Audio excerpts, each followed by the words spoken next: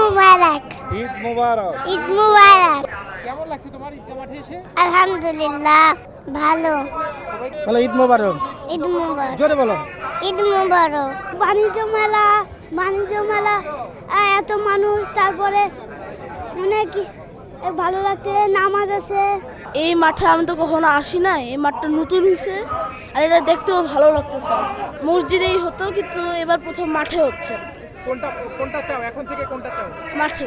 অতীতের যে 16 বছরের যে স্বৈরশাসন, এই স্বৈরশাসন মুক্ত একটা উন্মুক্ত একটা ঈদ মনে হচ্ছে। এখন ঈদ মনে হচ্ছে। এটাই হচ্ছে আসল বাস্তবতা, যেটা স্বাধীনতা আসলে ছিল না।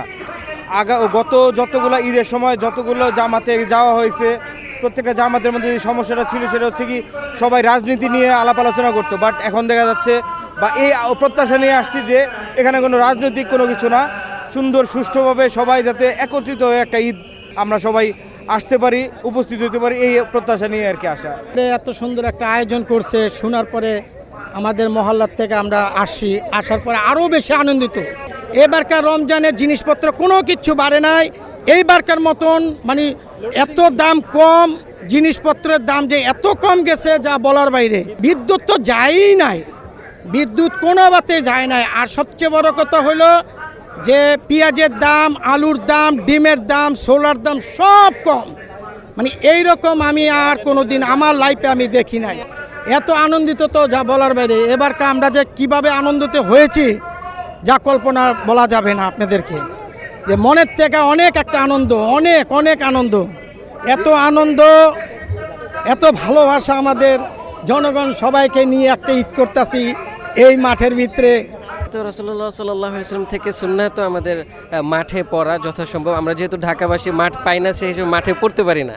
তো আগে তো শুধু সুপ্রিম কোর্টের মাঠ যেটা ছিল সেটাতে জাতীয় ঈদগাহ পড়া হতো।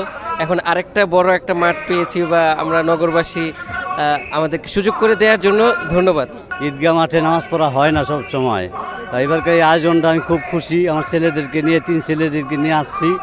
আমি প্রথম আসছি ঈদগাহ মাঠে নামাজ পড়ার জন্য, সাহসও পাচ্ছি এবং খুব আনন্দও লাগতেছে। বাচ্চাদেরকে নিয়ে আসতে পেরে আমাকে খুব ভালো লাগছে। এবং এটা শুধু আমার না, এখানে যারা আসছে আপনি জনস্রোত দেখে বুঝতে পারছেন যে আসলে মানুষের কতটা মনে হচ্ছে যে অনেক দিন তারা এরকম একটা ঈদগাহ মাঠের জন্য অনেক আগ্রহী ছিল। তো আসলে অসাধারণ লাগছে এবং আশা করি এবার ঈদটা শুধু আমার না, আপনাদের সহ সবারই ভালো কাটবে ইনশাল্লাহ। রমজানটা খুব ভালো কেটেছে।